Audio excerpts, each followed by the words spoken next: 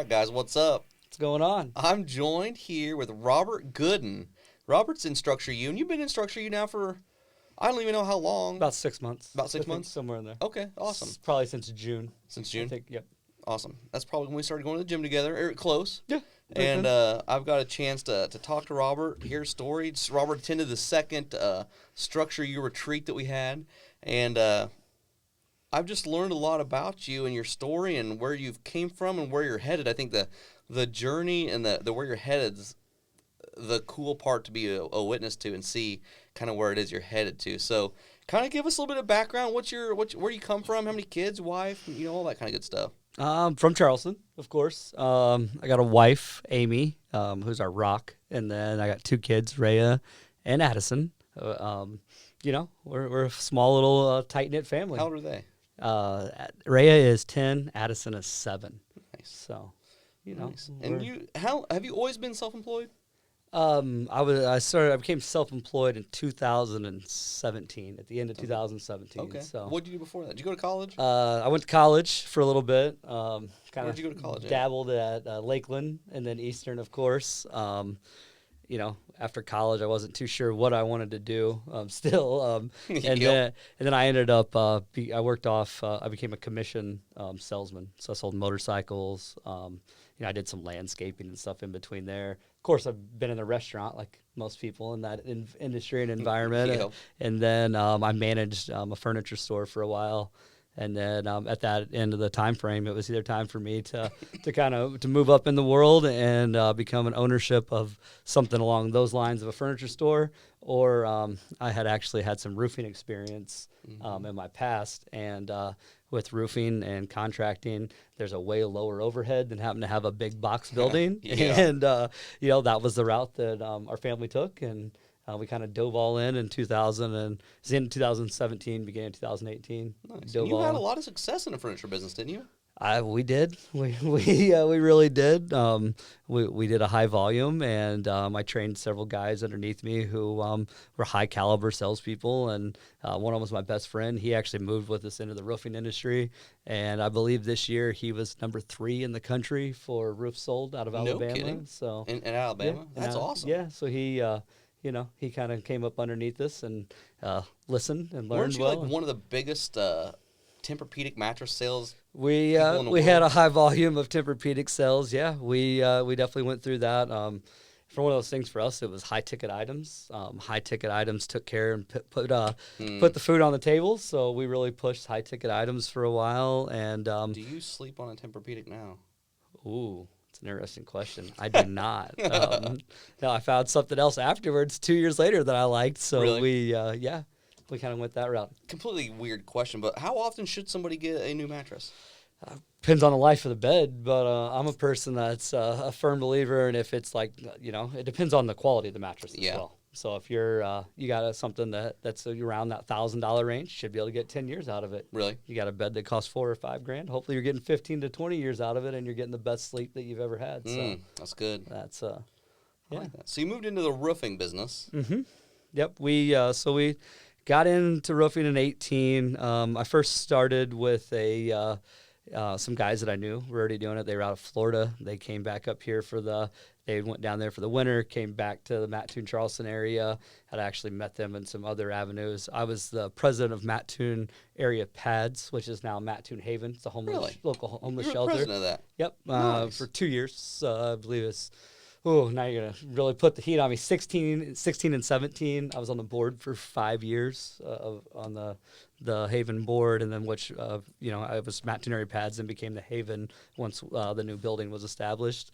But I knew a guy from that avenue. He had actually came to us needing some service hours, and we were able to provide those for him, and then kind of followed him into the roofing industry. He's a really good guy, and he now owns his own company. We operate All Angles Solar. Okay. So my wife and I operate solar. We also do roofing, siding, gutters, all that stuff as well. That's awesome. So going back to the president of the homeless shelter. Yeah. So you've always had a place in your heart just for people in general, I guess. Because what little I've known you, I'm like, this is just a good dude. Like, how'd you get started in something like that? So in that route, I attended, I had somebody come in to the furniture store at the time and sold me some tickets to one of their dinners. So it was like they do a little dinner every year, great event. And me and my wife went, and I said, man, this was awesome. Like, I've got it. There's something here. And so then I started volunteering quite quickly. And I worked in a restaurant for 10 years or so from, college and high school and some stuff like that. So I started cooking dinners over there, and it was easy. I mean, I could pump out a lot of food, but then I started asking a lot of questions. So I had questions about, financial stability. I had questions. I just saw the operations and how we could make things operate better. That's one of my biggest things is kind of putting in putting programs in place and figuring out how to make those programs work inside of my business now. And then there, I had those same questions, and I think the director got tired of my questions. It's like, you just need to join the board. So then it was like, okay, let's do it. I went to a board meeting. I had a lot of interest in it. I knew some people already on the board, so then it was just a no-brainer there to jump on board. And it was one of those things where I'm a firm believer in that those folks that are homeless don't have a voice, and I got a big voice, so I was going to use it. That's awesome. And that was really, not a lot of people like that, and there's a lot of stigmas that go along with homeless. There's a lot of mental health issues that people don't see. They just think it's, these bums need to get a job. Yeah. And there's so much more mental health problems behind homelessness than what people actually want to address and think about. And our goal was to really shed some light on that, as well as help as many people as we could locally. Dude, so that's awesome. I didn't know that about you. So man, I honor you for that. So that's really cool. And you were there for 2 years? I was on the board for 5 years, president for 2 years. That's awesome. It was one of those things, man. And it's something I honestly, that the board it takes a lot of time away, and I have a young family, and that was really one of the reasons I kind of discontinued service. But it's always something that I'll get back into in the future. Yeah. I love making sure things operate properly and taking care of our community. I just had to make sure that home was taken care of too. Yep. And that, when you have young kids, it was start taking time away from the family. Then your wife starts to, it's not that I was doing a bad thing, but then you're starting to question, should I be doing more here or more there? And then, now I need to focus on family and be able to focus on service. That's awesome. Moving forward. I think that's one of the reasons I'm attracted to you, because when you make a decision, you're all in. And I'm kind of the same way. I'm pretty extreme that way, and I see that in you too. And I'm like, I can get behind this guy. And little disclaimer here: if your kids are listening, I don't do anything half-ass. So that's really I've always had that thought about it. If I'm going to jump in, I'm going both feet and full body up to the ears. I think nowadays the younger generation calls us tryhards. You ever heard that? I've never heard that. My wife said to me, she's like, I think it's like people call you a tryhard, like, because you try hard at stuff. I'm like, so be it. Yeah, I'm a tryhard, Hell yeah. It's way better than the opposite, Yeah, no, it's it takes me a while to make that decision. But once it's made, it's made. And then you either get all of me or none of me. And you might not like it all, but you get it either way. So I can appreciate that. So now you're self-employed. One question I have, somebody recently asked me this question or told me this. They said a statistic was 90% of self-employed people have a dependency issue. Ooh. What are your thoughts on that? Ooh. Because I had to That's a big statistic. I had to look at my own life, and I was like, dude, there was a point in my life where I had a dependency issue. And I think, I don't know if it's 90%. That sounds extremely high. I mean, I know a lot of people, but I mean. And I guess you could. Nowadays, we're all dependent upon something. I don't care what it is. If it's today, I'm dependent upon success. Yeah. I mean, so if you say I have it, I mean, and I've had other dependency issues probably in my past, but I'd rather have a good dependency issue versus something that's more destructive, if that makes sense.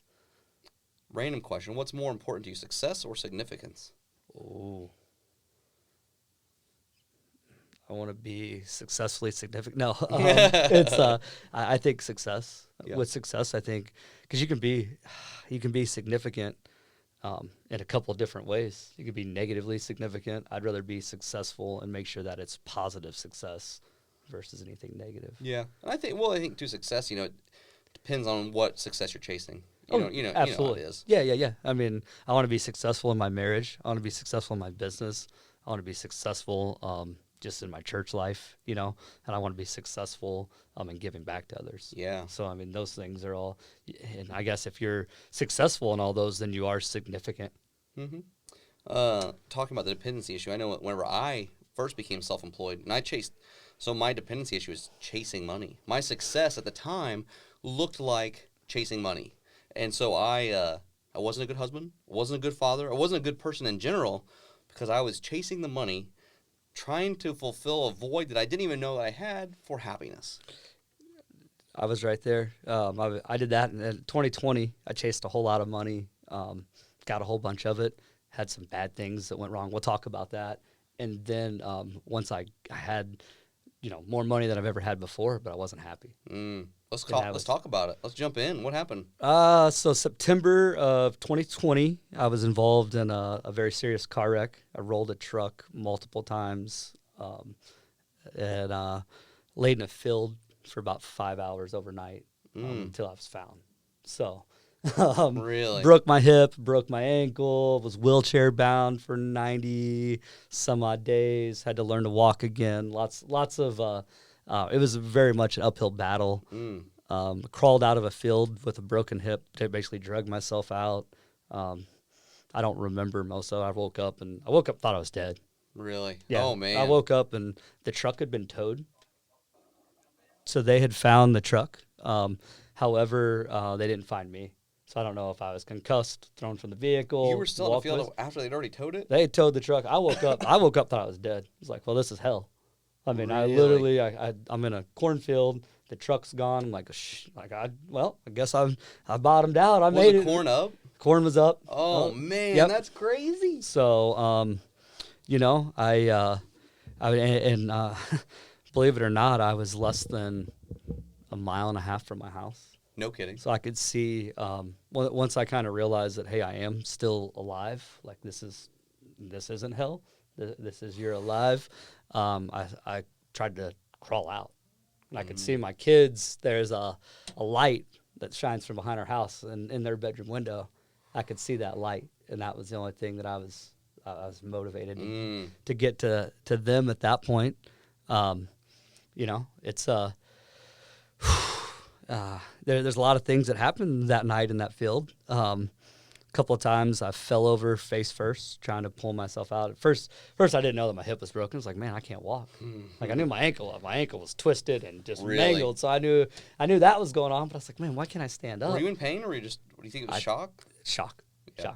Shock. Oh yeah. I mean, I don't remember most of the stuff. I remember bits and pieces.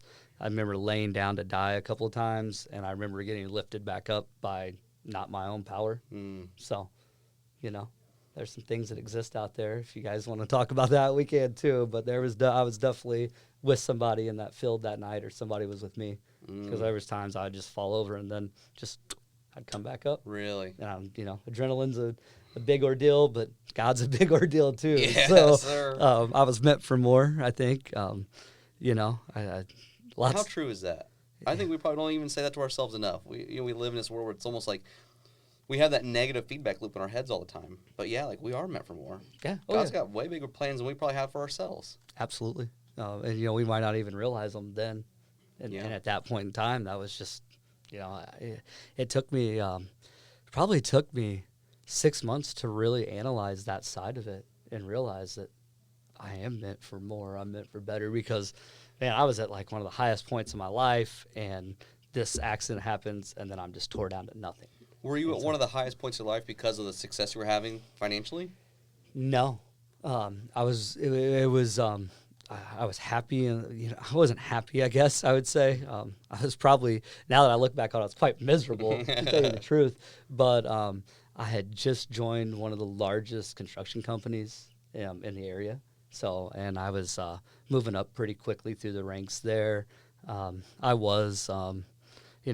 one of my best 2 months in a row ever in business, so that helps too, So, I was just on a high point, and then at the lowest point, so I think that was part of it. Yeah. At that time, were there any dependency issues besides just chasing the success that you were, like, how did you end up in a field? So I was addicted to stress first off. Yep. I love stress. I love working 80, 90 hours a week. And then at the end of the day, there's nothing wrong. Whenever I would unwind, I would unwind. I mean, I I was involved in a lot of destructive behavior at that point because I was working so hard. I was reward myself with if I wanted to go to my office when I got home and have some beers or whatever I wanted, it was mine. Smoke a little weed, and do some other stuff. I didn't mind that because I was able to justify it with, well, you're working your butt off. You 90 hours a week. Here you go. You get the whatever you want. With that being said, I had worked and worked and worked and was probably working myself to death and didn't realize it. I mean, I had worked at this point. I had worked so this is September 2nd, 1st or 2nd, somewhere, the night of the 1st into the day of the 2nd. I had worked, my last day off was, I believe, I want to say July 8th. No kidding. And so I had worked. Oh, wow. Ran 100. And you're working long days. Oh, yeah. I mean, we're talking sun up to sundown. And I had, I think prior to this, for the 4 weeks beforehand, I was running about 75, 80 appointments a week. Really? And then some. Yeah. So. I think, like you said, working yourself to death, but also whatever it is you're chasing. Maybe it's drugs, alcohol, work. A lot of times we work thinking we're providing for our family. Whereas we don't have that rest. We don't give ourselves the opportunity to relax because we're just chasing. And you saw that firsthand. Oh, man. It was eye-opening. It took me a while to get my shit together after the accident. Excuse my language, but I mean, it really did. It took me a while to really rebuild myself. And it took me a while. I mean, even after the wreck, I got off the hospital, I still was kind of destructive to myself. My mentality wasn't right. The things I was partaking in, I would still, I'd sit in this wheelchair and drink and do some other things that wasn't healthy. And then it like hit me in December. It's just like, holy cow, I got to get it was December 21st. Really? I was like, I got to get my life together. And December 21st, some changes were made to move forward in life, much healthier, much happier. Little did I know that it's not just an overnight thing that you can do. Yeah. It takes a while. And, a lot of the destructive behaviors were done right then. I just kind of walked away from drugs, and I drank a little bit after that, but not a whole lot. Mm-hmm. But I definitely quit, drugs at all, put everything down, and just said, I'm going to keep moving forward in life and find the way to do it right. I think, this car accident, and I hate to say it, at the worst point of my life was one of the best things that ever happened to me because of how far I've come back since then, how much better shape I'm in, and not just shape as far as health, but just as far as mentality. Yeah. So it's been it was the September when the year came, I thought it would feel different as it had been a year past, but it really just felt kind of it gave me some freedom after that first year after this accident, because I was like, man, look at the stuff that I have. Mm-hmm. Look at what we've done since then, and that kind of now it gives me and it's a progression. We're not perfect, and we're going to keep moving forward and you make better. A good point on the destructive habits, the life that we had been living. Whenever we make that decision, we're ready to change. Old habits die hard. It's hard. We want success and we want it right now. But man, I know with my own personal life, like I'm 3 years into the whole changing of Mike Newhart. But there's still times where things creep in. I'm like, it may take a month. I'm like, oh man, I'm kind of creeping back into the old habits and I don't like that. So it's always, I had a kid ask me recently, like, is there a time in your life on your personal development journey where you get to a certain level and you're like, I've made it? And I'm like, absolutely not. No. Absolutely not. It's going to continue to progress. And, at the church that we go to, then there's an older guy, he's like in his 70s. And I started teaching a course at church, and they said, he's like, you mentioned us older, wiser guys, but I want you to know that we still, at 75 years old, I still have the struggles that you speak of. And I'm like, okay, we still got it. You still got it, man.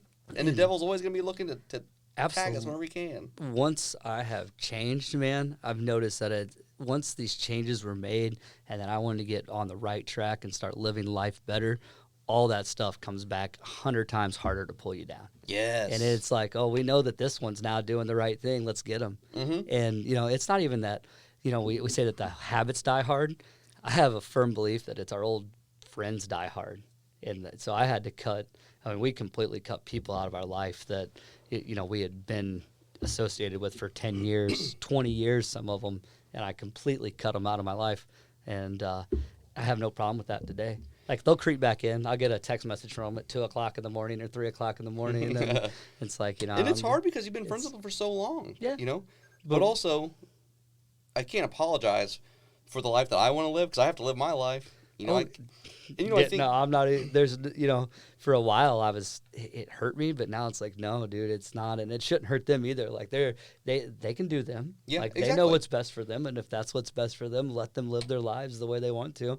They're not going to hear me kind of banging on them or anything, preaching at them about what I'm doing, because what I'm doing is for me. Yep. It's not for anybody else. And where I struggle with is because, and it's not a struggle, but I want success for others. So I'm over here thinking, and I probably preach too much because I'm like, hey, just do what I do, and you're going to have results like I've had. Because you could probably attest this. I feel like there's a lot of people in the world that maybe they don't want to admit they have a problem. Maybe they just don't want to acknowledge it, but they know deep down they got something that they can't shake. For me, I had a bunch of different addictions, and I sought some help for that, and then life got easier because I realized. And, when we talk about habits, you have to replace those bad habits with good habits. For me, I don't know about you, maybe, but for me, I stopped these things. I started CrossFit. I got passionate about CrossFit. I got passionate about my health.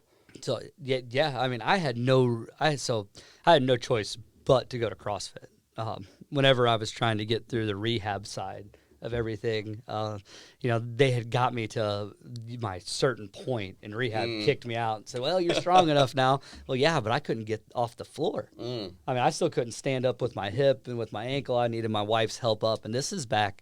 So now we're talking about, we're talking about every bit of probably April and May. So of the following year. So this happened in September.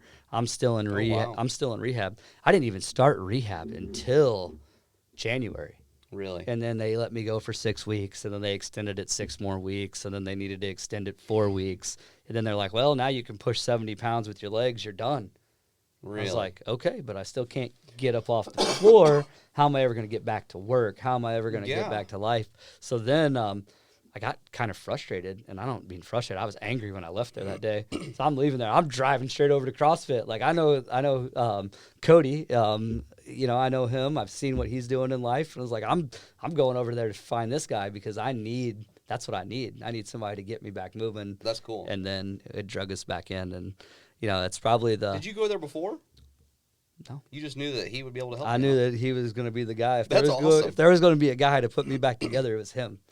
And That's not that I had interesting to never hear. seen anybody else go there, but I just somehow knew that, like, that place, and I had seen some of the posts, but I could tell that there was something different about there versus going to Planet Fitness and trying this. Yeah. And I did that for 2 weeks. I went to Planet Fitness on my own during my end of the rehab, just to try to get some extra rehab in. But I needed somebody who was willing to work with me and knew what the hell they were doing to put me back together. Dude, that's really interesting because thinking about how I joined, I had knee surgery and I wasn't getting better. And like you, I went to physical therapy. Like, no, you're good. I'm like, I'm not good. No, yeah. And so I reached out to Cody. My wife had already been going, but I'm like, dude, I got some knee issues. He's like, come in here and let me work with you. I was like, okay. And I cannot say enough good things about that man. Dude, he has got a heart of gold, and he's a very humble man, but he is always willing to help people. And this wasn't meant to be a shout out to Cody at their CrossFit 217, but that dude's changed a lot of lives. Oh yeah, and it's and if there's other people, if you listen to this and you're like, oh, I got injuries and stuff, give it a shot. Everybody thinks CrossFit's kind of wild, and it wasn't. It was somebody who would get me back in and actually push me the right way that I need to be pushed. And then I didn't do the classes at first. I did just the one-on-ones because I needed to build up to that. And then jumped into the classes, I think, 6-8 weeks later. And how cool has the trajectory of our relationship went? Because, we met there, but also Do you want to share how you first reached out to me? All right. So I don't even remember this was probably winter of 2019. I was laying around doing nothing because, roofing in the winter doesn't happen. And I reached out to Mike because he was hanging Christmas lights. So I was like, hey, I walk roofs all day, every day. Let me hang some Christmas lights. So I actually think I messaged your business Facebook page versus messaging you directly. I had known Mike back from a few years beforehand from a wedding we had bumped into each other at, and then I hadn't seen you for probably 5-7 years. I don't even know how long that was. In that whole time period, we were both in terrible places of our lives. Yeah. And, and then in 2019, I reached out, and I think I probably told you this once before. I don't know if I have or not. I'm glad because Mike never got back a hold of me. It's like he never said anything, didn't even read the damn message. So, but I'm so glad that you didn't. Maybe I never even read it. Maybe I never even saw it for a reason, Maybe. I think that's what it is, just for the simple fact that had you and I met then, I probably would have started to change a little bit. And I probably would have got my life together, but it wouldn't have. This accident that I was involved in never would have happened because I would have changed, but I needed that to happen. Mm-hmm. Like, it wouldn't have been as drastic because I needed drastic change, and drastic change was made in my life. And I'm over here saying that I don't think you would have changed because I was on the same path you were on. That I'm like, you may be right. It would have maybe taken us a little bit longer, or we would have went down in burning flames together. Exactly. So I mean, once you shared that with me, I'm like, man, what a cool thing. Because I'm glad we didn't get hooked up then, because now we're in each other's lives, and I'm like, because I see you going to the CrossFit gym, and I was talking to somebody recently about how just that community there. I don't care where you're a member. I think most all of them are pretty similar. It's a community-driven place where people want each other to get better. They want to see you succeed, and they want to help you succeed. Absolutely. That was the biggest thing, was having when I was getting physically back in check, I had people cheering me on, 30 people at a time cheer you on. 40 people want to see you get stronger. They want to see you do better. There's no animosity there between to watch somebody do something awesome or to answer your questions. Yep. There's a lot of places where you go, no one wants to talk to you. They don't answer your questions. They're worried that at some point, well, maybe someday this guy outlifts me. Yeah. I don't see that at all here. I see it as if everybody wants to grow together. There's no egos. No, and it's hard to find that in the world that we live in. Like, isn't that the truth? It's tough, and the culture there has been amazing. I can absolutely contribute part of my change to, well, A, having a car accident, B, wanting to take care of my family, C, CrossFit. Like, that has been I don't know what I'd do without it. Mm-hmm. Like, I don't know. It's become a part of who I am, and it's the best part of me, probably, sometimes. I mean, I get it. Because I think, too, we had a conversation over the summer where we talked and we're like, man, because you said, like, I'm working less now than I've kind of ever worked, but I'm happier, got more money in the bank, and I'm like, it's weird how once we change our priorities, life can get a lot better. It is a weird thing, And I think it's because not just maybe the outside factors that it was coming with the stress of chasing 90 hours a week, but I think it was just, my kids didn't ever have a concept of no, because I wasn't around. I'm gone 90 hours a week. My kids asked me for something. It was yes. I mean, and it was me bringing home whatever the next toy was, whatever the next coolest thing is, so I could feel like a good dad. But at the end of the day, they play with that stuff for 5 days, throw it away. They really just wanted their dad. They wanted their dad to show up to their sporting events. They wanted their dad to take them to Six Flags maybe 7 or 8 times in a summer. And be present. Yeah. Oh, yeah. Not be high on weed or high on just drugs. Yeah, or not be slamming beers over here at the bar at the game instead of taking care of them. Or I mean, and I hate to say that, but it is a now I could tell you, and actually, it's funny because me and a homeowner who I'm doing some work for, we're talking about this today. Like, some people don't like to take their kids to the amusement park and to wait in line. But the reason I don't like to wait in line is because they would rather be drinking a beer right now. Yep. Where for me, it was like, this has been the best time. I was like, I want to wait in line with them as much as I can and have as many conversations. What you're doing on Fridays, picking them up, like, Dude, this is explain to us what you do on these. Do you do it every Friday? It's not every Friday. It's every Friday when I can make it happen. Yeah. And I like to surprise them a little bit too. But I got a lot of old Halloween costumes. We always dress up as a family every year for Halloween. And then this year and last year we started buying Halloween costumes on clearance after Halloween. So now my daughter gets picked up, and it's the youngest one. She's not quite there yet. So, but the oldest one, we really we want to bring some fun in her life. So I pick her up dressed up. There's been 10, 12 Fridays already this year where we picked her up dressed as I dress up as something for Halloween. We do some good stuff. We play a bunch of loud music when we pick them up from school. That's funny. Now their teachers are involved. So are they really? Yeah, that's great. We've got some contacts with their teachers now. They know when it's coming. So we really we have a good time, and we embarrass the heck out of her. So and that comes back to being present, not being all messed up on drugs, and being an intentional father. Yeah. Yeah. Good for you. Yeah, and I can tell you that after I made that point to change, not to get off the Friday topic, but I've got people in my life who know I've changed, who wouldn't have given me the time of day 3 years ago or 4 years ago. Now we're talking with, and I hate to say this, but I don't hate to say this, but I got people who probably knew what I was doing, knew what I was about, and wouldn't touch me with a 10-foot pole. And I'm talking about people in law enforcement, people, in different areas. Now those people are all, we're always texting, talking, trying to find the next thing to help out with. That's that cool. Type of stuff. So it's been, and I think sometimes too, people have intuition, because I know that I wasn't the best dude. And since I've done a 360 or what would be 180, changed my life around halfway, whatever it is. Yeah. Like you said, more and more things, good things are starting to happen to me. And it's like, I wonder if they knew before that I was just an idiot and they didn't want anything to do with me. But now they're like, dude, I'm seeing this guy change. I like what he's doing. I'm going to help him out. I don't know if there's anything to that or not, but. Absolutely. You think so? I'm a firm believer. Yeah, people know. They know what your intentions are. I know what other people's intentions are. Yeah, that's true. And that's what it is. They know if you're there for you or if you're there for them or if you're there for everybody.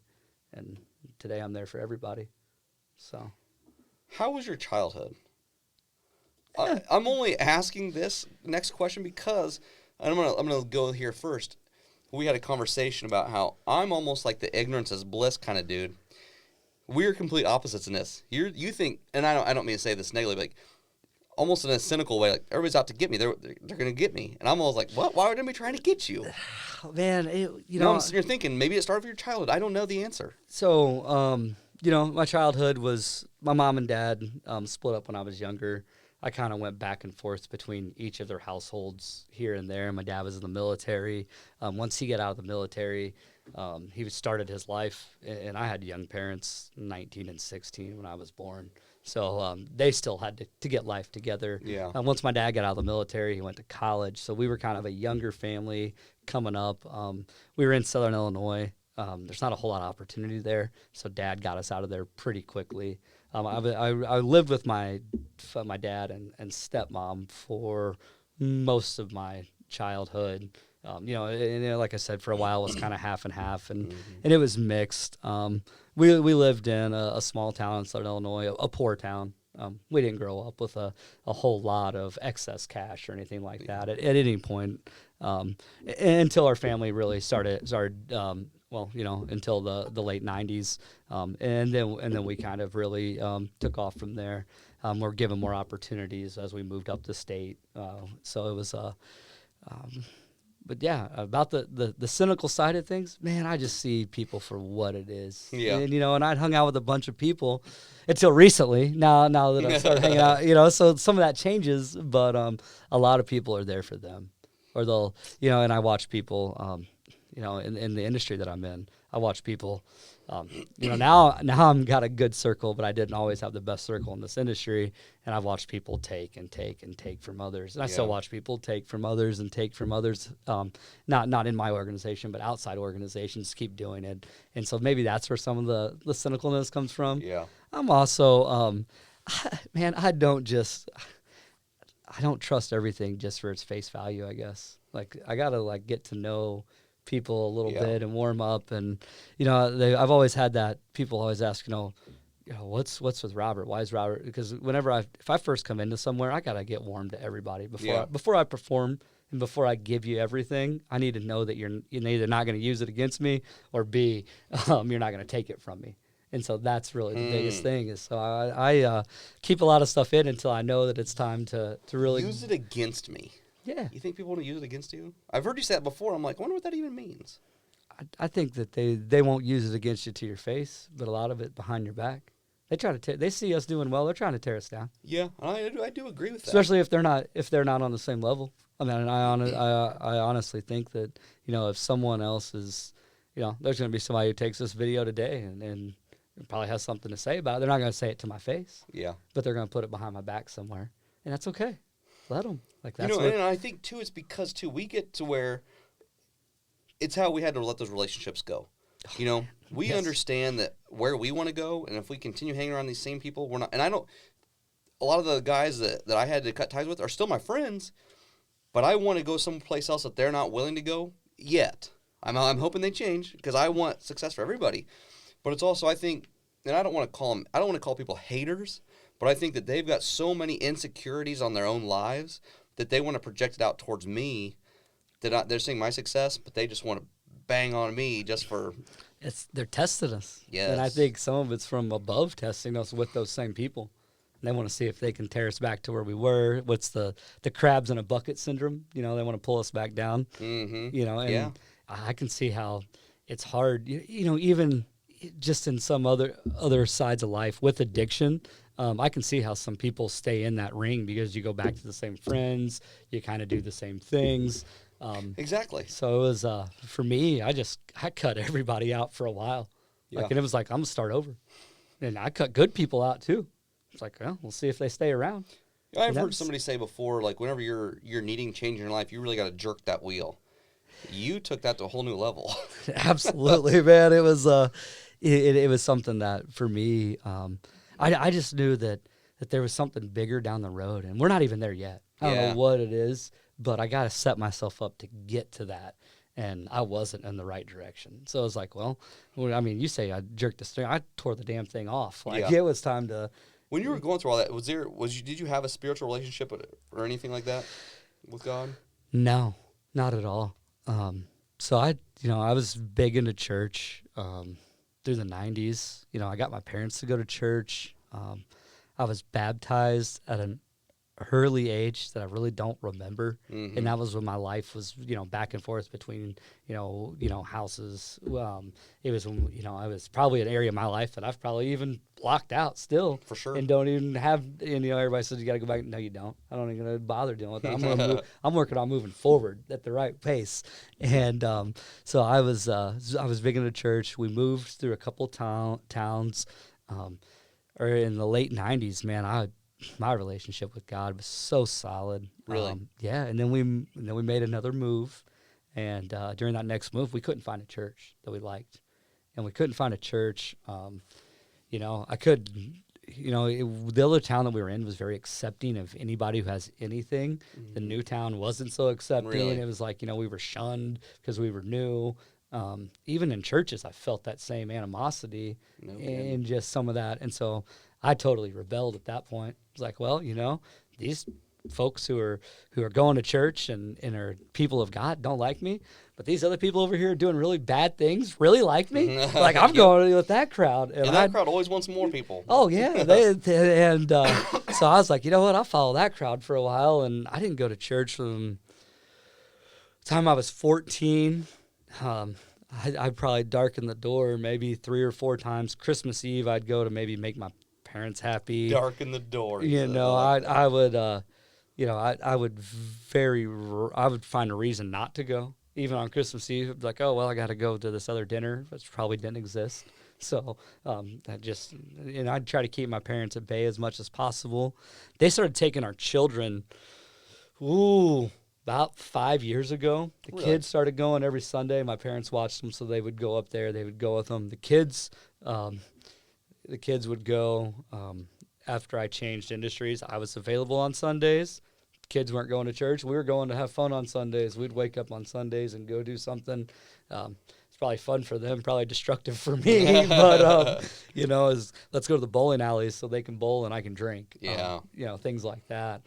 And then we finally, I guess. So it was every bit of probably 20, 21 years that I was out. I was lost. Yep. You can say. And then, you invited me to go. For me, whenever I was waiting for that invitation from somebody. Isn't that crazy? Somebody I could trust. Isn't that crazy? You know what I mean? Like, I needed that. And as soon as you said it, I didn't even have to, I didn't have to really think about it. Dude, hearing you say that kind of makes me emotional. Like, it does me too. Oh, man, so crazy. It was something that I know that I needed. And whenever you brought it up, it was like, that's the next. And I had already changed all these other things, and there was something that was missing, and that was it. And then I think you had asked me to go to your retreat, maybe before you'd asked me to go to church. I'm not too sure about that. In your retreat, I can tell you at first, I was like, nope. Like, first thought was like, nope, go hang out with 7 guys in the woods. Nope. Like, are you serious? Like, I got shit to do this weekend. But no, I'm so glad because and it took, like I said, I don't once I make a decision, I'm all in, but I had to think about that a little bit. And then, I don't know if I'd talked with Joe Tribby or somebody who had gone, maybe Steve had gone beforehand. Yeah, so it's kind of, before. and then I started seeing some of the videos of what happened at the retreat. This is kind of intertwining these two together because for a simple fact that Ian, who's the pastor of the church, so I started going to the church 2 weeks before the retreat, went to the retreat. Ian was at the retreat, and man, that retreat was life-changing just because not all this stuff that you're hearing today, but a lot of this stuff came out at that retreat with a group of men. And there was already 3-4 guys there who I really trusted because they were CrossFit members. So then it was like, well, now I can really open up about what I've been through and find guys to confide in because I don't have that right. I didn't have that right now. Yeah. It was me and my wife discussing all this and discussing all my life changes and, me bouncing off her. But now I had guys who I can trust and bounce it off of. So then we were able to talk and really peel the onion back on Robert Gooden. And it went deep. That whole weekend was deep for a lot of people. Man, it's changed my life. That's and that's not giving the Structure U retreats a plug, but it changed my life. Having seeing what everybody went through that weekend, and when we still talk, all of us are still talking. And we go, so there's 3 of us that ride together on Saturdays to the men's breakfast at church. The men's breakfast is great, and what we're learning is great in that study. However, the car ride there is what I love. The awesome car ride there and the car ride back. And my wife is actually going to start tomorrow morning going to a yoga at the same time. She said, "You want to ride together?" I said, "No." I said, awesome. "No." I said, "I'm going with, I want to ride with the guys because the conversations there and back are whenever we can really talk about some serious issues in life." I love that. And we all have some problems, but we're able to talk about that and understand it. And I really look forward. I look forward to that car ride. Dude, that's so incredible to hear. More than I do the breakfast, and it's not that we're doing great things, but that car ride is still 3 guys that were together at this retreat back in October, and we're still peeling the onion back on each other months later, and that's kind of the cool part about it. So that's really cool to hear because I think too. Somebody had said, these retreats aren't about Mike Newhart, but it's Mike Newhart. I don't want to say even that, but it's about connecting people to form those relationships. And the first retreat that went through, there's a group text message, and then to see all those guys still talking and see, you with those 3 guys still doing that, like that makes me so excited for the future because that's what we as men need. We need that connection. We need to communicate with each other. We're not put on this earth to do it alone. And I didn't realize that's what I needed. Never even thought about it. Why do I want to talk to guys about my emotions? Are you serious? Like, dude, these guys are gonna think I'm a baby and I'm whiny. And then I found out we're all having the same issues, and they may not even be the same issue, but we're all having an issue that could be discussed, or we've all gone through something beforehand, and we have an open door to where we can discuss that and not judge the other person and really help them try to change something that they want to change or something that came out of it. But but that at that retreat, we'll go back to the retreat. Ian Stamps showed up, and I had some questions for Ian. I mean, I think everybody had a bunch of questions for Ian, but he got put on the spot that night a little bit. And, he loves it. But yeah, he does. He handled. All the questions that were answered led me back to, well, man, I was baptized, but I've done all these shitty things, bad things. Sorry, I gave him a disclaimer. I've done all these bad things since then in my life. How do I move past that? What does God think about me right now? And I couldn't wrap my brain around it. Yeah. So I think I said, Ian, what do I need to do? He said, it sounds like you need to take the plunge. And then somebody had an idea of doing it in a pool, a cold tub there that night, which wasn't happening. I'd already been in there for 2 minutes too long that day. And but no, it was. I think we set some goals when we left that retreat, and mine was to really go ahead and take the plunge all the way and use it as another. And not that plunge wasn't needed, but I needed to be able. And I think Ian said it best: plant the flag in the sand, and know that you planted that flag, and know that any time that something's going to come back to you, that you can say, "Nope, I've planted that flag. It's time for me to keep moving in the right direction." And well, now we've just ran with it. So I think, like you said, we're not half in and about anything. Yep. So and man, I can appreciate because it was 2 weeks later at church, and you took the plunge, you got baptized. Yeah, it was 2 weeks afterwards. Had you had a clean tub that wasn't cold that night, we probably could have been able. No, I knew it, but that was a calling, and I knew it, and so. Going, and I didn't know how the retreat was going to turn out because of that. Because I'm probably the only guy there. Well, I thought I would be the only guy there that wasn't that wasn't a follower of God. Mm-hmm. That wasn't, and that wasn't really putting Christianity forefront in their life. And and I kept giving myself excuses or reasons why I didn't go to church and why, and this and that. And I can be a good person, and I don't, yep. Morally I'm fine. But I was still missing that part of me that needed a path to follow, that needed God's love and his grace. And I'm probably the least person there that deserved it, and I still get it. So that's pretty cool. How cool is that? I mean, it's great, man. I had been a jerk of a husband for like 6-7 years, and I went to a retreat very similar night. At that retreat, we had this thing, and I came home, and I told my wife, I said, here's the deal. I gave it all to God, and he has forgiven me. Like, I repented of all these sins. Like who am I for him to forgive me? I've been a bad dude. And I said, yep. Here's the deal. I want you to know that my life's changed now. And it might take you for a while to forgive me. And I understand that completely. However, this new heart thing, it may not happen today like we want it to. But over the course of time, like, it's going to get better. And, that's been 3 years now. And it's every day is getting better and better.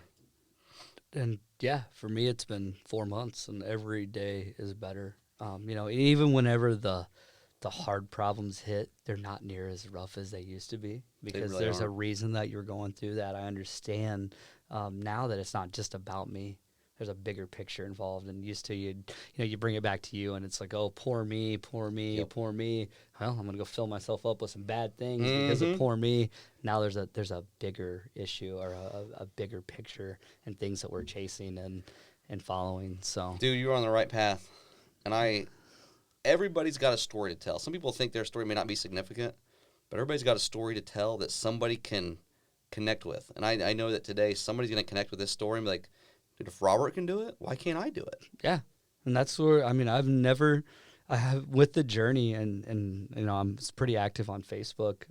I let the world see a lot of it because I want if one person gets something out of it, that's enough for me. One person, you got me. Yep. Like it's enough. And that's what God says too. You get one person, I'm happy. Yeah. And, so the changes can happen. For what I went through, I've got some goals moving forward that are a little bit different. I kept wanting to know what I needed to do with my life. And I kept, this last year has been really like, it's more than just, yeah, I'm a roofer. Yeah, I work my own job. And, yeah, we do these things. But at some point, it came to the fact of what's my calling? Mm. Like, really, what do I want to do? And so I started just throwing things. I put a blindfold on and throw darts at the wall for a little bit as well, trying to figure it out. And I had a while where I thought it was going to be. I was like, man, I want to be able to take care of men who need something different, and they need some guidance. And then and this has all been within the last 6-8 months. Then I got this 180 thrown at me. Started talking with one of my doctors afterwards, and he said, dude, he's like, I don't know what happened to you. He said, but where do you feel like your way of life is after that wreck? I said, it's 110% better. He said, what? Because first he's like 7. I said, oh, my life's much better. He said, how? We'll put a percentage on. I said, my life's like 110% better than what it was beforehand. He said, and he smiled, big smile. I was like, how? Like, I want you to explain this to me. Then we had to go back and have another meeting with him to talk about this, because there's really, at some point, most people come out of a situation like that and they have, they're addicted to pain killers, or then they're addicted to heroin, or their wife left them because of all the stuff that happens during these type of times, or just there's a lot of, they don't come back out and, they don't weigh 50 pounds less. They're not stronger than they've ever been. They're not mentally tougher than they've ever been. And so now I know that, like, I want to work with people who go through a traumatic experience. That's awesome. And like in a traumatic car crash, because I can't handle all the other stuff. I'm not, I don't know about that, but this is what I went through. This is how I did it. This was the change that was made.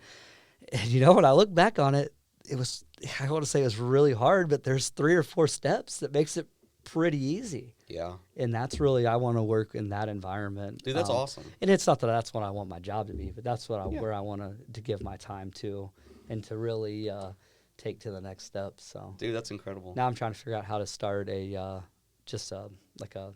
therapy group for people who have gone through something like that, just to give them an outlet of somebody to talk to, because I can only imagine somebody who was an able-bodied person and was in great spirits beforehand, and then where I was an able-bodied person but not in great spirits, and how I've come out. But what if their life takes a downturn because of something so small as a car crash? I want to figure out how to, and so I know that you're going to get there. You're going to get there.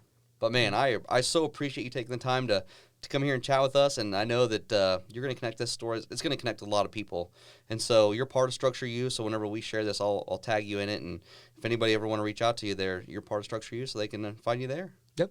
Awesome, Robert. Appreciate it, brother. Thanks, Mike. All right.